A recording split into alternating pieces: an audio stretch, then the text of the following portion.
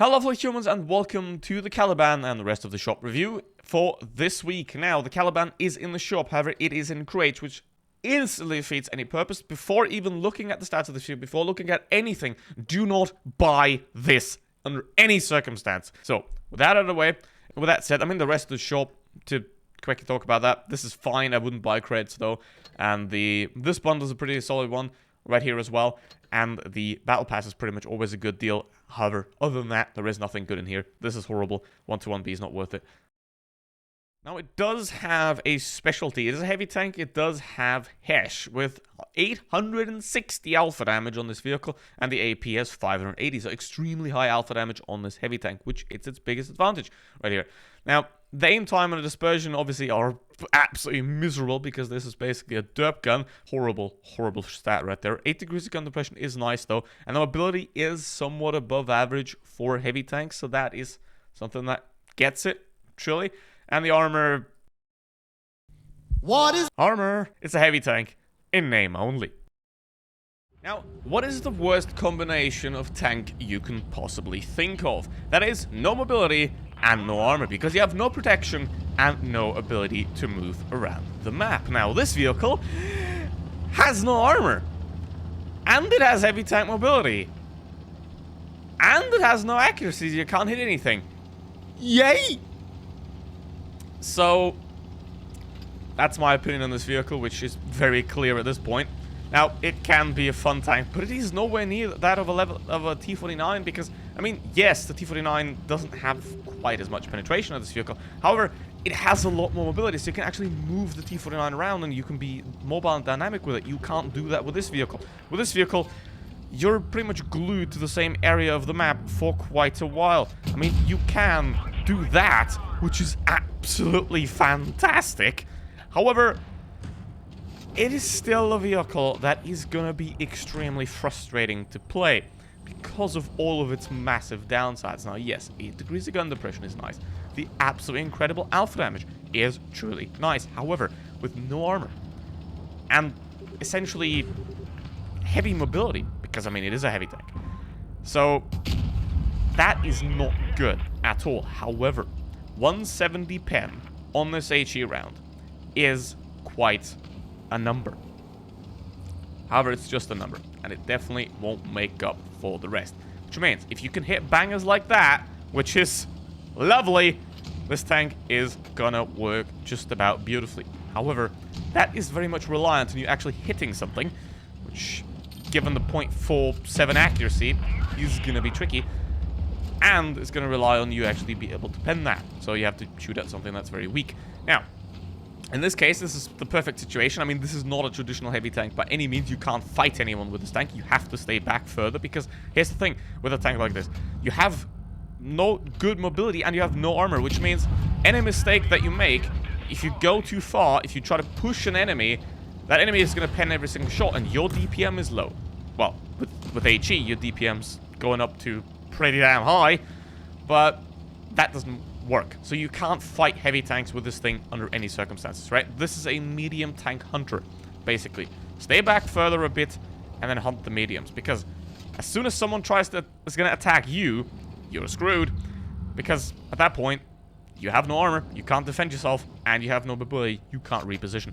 However, if you play it correctly, if you play it passively, just like you have to, then this thing will be an absolute treat. And now I'm gonna pull that, and the thing is, the Caliban can HE its own lower plate, which is nice. Just like that, as you saw, it definitely does work. You can HE your own lower plate. That was for demonstration purposes, obviously. And now, again, I'm gonna have to run away, but I can't because obviously the rotor speed doesn't exist. And now I'm gonna get hunted, which means I'm gonna have to aim and booyah. This vehicle is questionable. Sometimes it'll work greatly, like you saw right there. However, it is a mix of stats that is definitely not worth its price.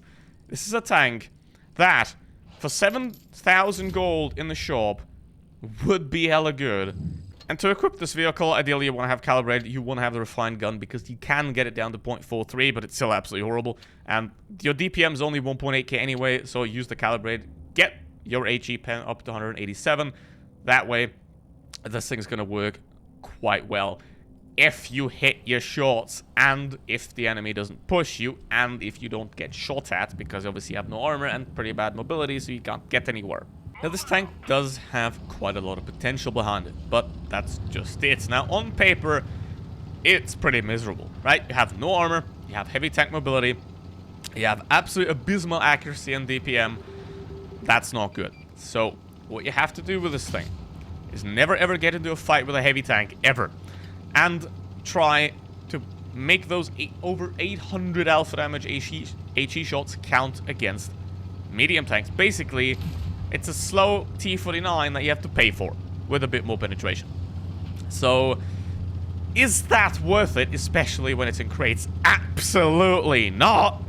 I mean, if it were a reasonable price of, let's say, I don't know, 7,000 gold or something of that sort, I would be like, hey, it's fun. If you don't have the T49, if you really love the T49, that's the tank for you. However, as a credit maker, it's obviously immediately disqualified in the first place, because to make this tank work, you have to fire a lot of pretty expensive hash. And that's not good, so that's out for this vehicle.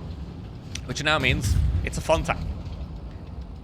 And it's a frustrating fun tank, however, just like the T49. If you've ever played the T49 and you hit tracks, all those kind of things, all those kind of frustrating little shots that should have hit but they didn't, that's what this vehicle will be. That's the experience of this tank. Now, obviously, if you get close like this, if you're an extremely good player, this thing is going to absolutely rock. However, if you're just about average, then a T49 is going to be the way more fun option, the way better option, and most importantly, the free option. So in terms of price to performance, you get the fun, but that's all you get. So, think about it. It's going to be 50 plus euros. Think about this, 50 euros. Worth it for a vehicle that is fun sometimes, frustrating other time, and that can't really be used really well for credit grinding. Is it worth it to you? To me, it is absolutely not. Under any circumstance. Especially not because it's crates, and it is a shame that crates are still allowed to be legal. But hey, here we are. There we go. 7-0. Very nice. But the game you saw last, and the game you saw now, they will happen with pretty damn big frequency. So, is it gonna do well? Obviously, at the beginning it will, because it's a new tank. And a lot of good players are going to jump straight into it, and a lot of good players are going to extract a lot of performance out of this vehicle, because that's what it's designed for. However, in a couple of months, this vehicle will, just like the others, be a shadow that will rarely plague you when you play your light tanks at tier 8. And don't get me started on a tier 9 match with this tank. Don't get me started on that. You have 229 AP, which is solid, but you try pen a tier 9 heavy tank with that. Good luck. Now, with that said, obviously don't buy crates under any circumstances. Buy the Progetto instead.